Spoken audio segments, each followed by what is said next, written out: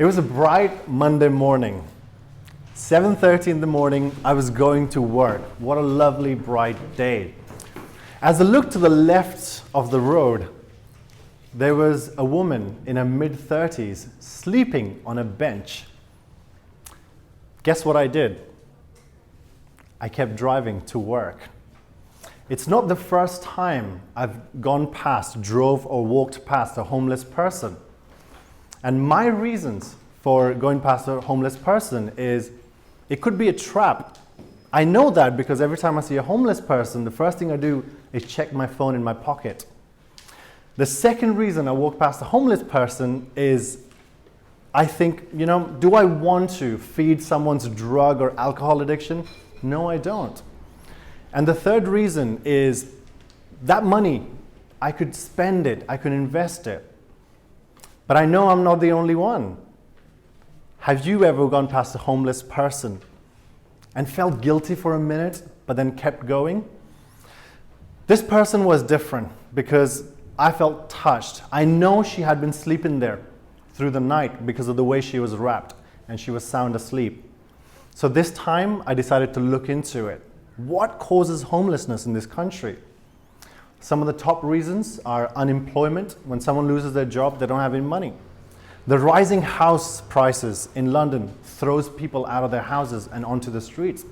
And last but not least, poverty. Up until a few years ago, we didn't actually know how to measure poverty in this country. We thought it was to do with the income, but it's not. Only recently, an organization not for profit called SMC has been set up to gauge accurately what the poverty in this country looks like. And the results were shocking. Out of the 66 million people that live in this country, 20% are living below the poverty line. That means they can't afford basic necessities like food, clothing, and shelter.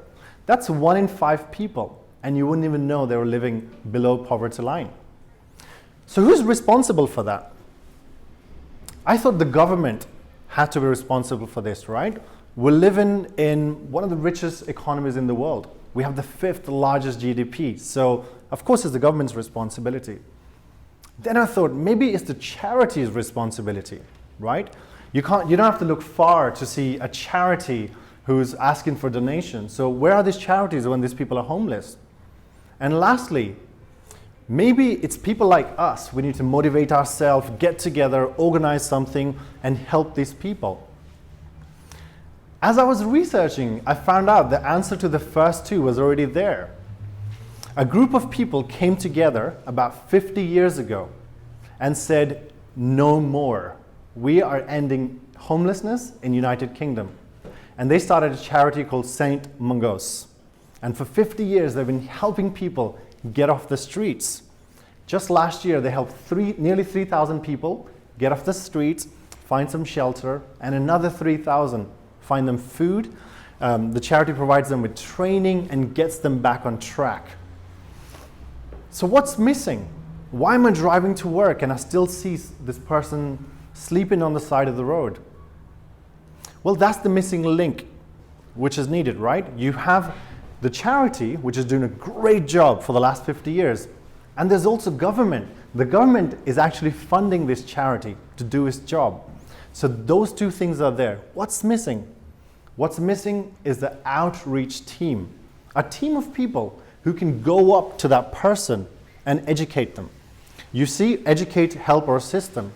Because homelessness doesn't come with a training manual. You don't get a how-to guide when you become homeless.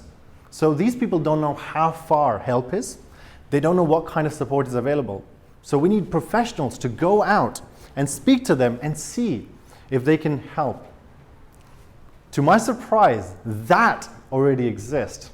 Streetlink was founded to help the charities and the government source out these people. These people would go out to them and then find out and assess their needs.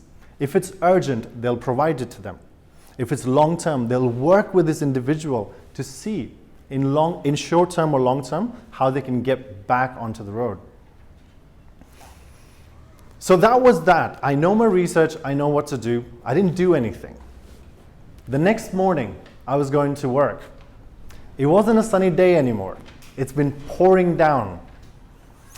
And I was praying, please do not be there on the bench. And she was there. This time, I saw her soaking wet, still sleeping on that bench. And I thought, enough is enough. I have to do something. So I scheduled an hour in my day to go through this app called Streetlink. They said there's an app for everything. The app is called Streetlink. And I said, I'm going to spend an hour, train myself how to use this app so I can help this individual.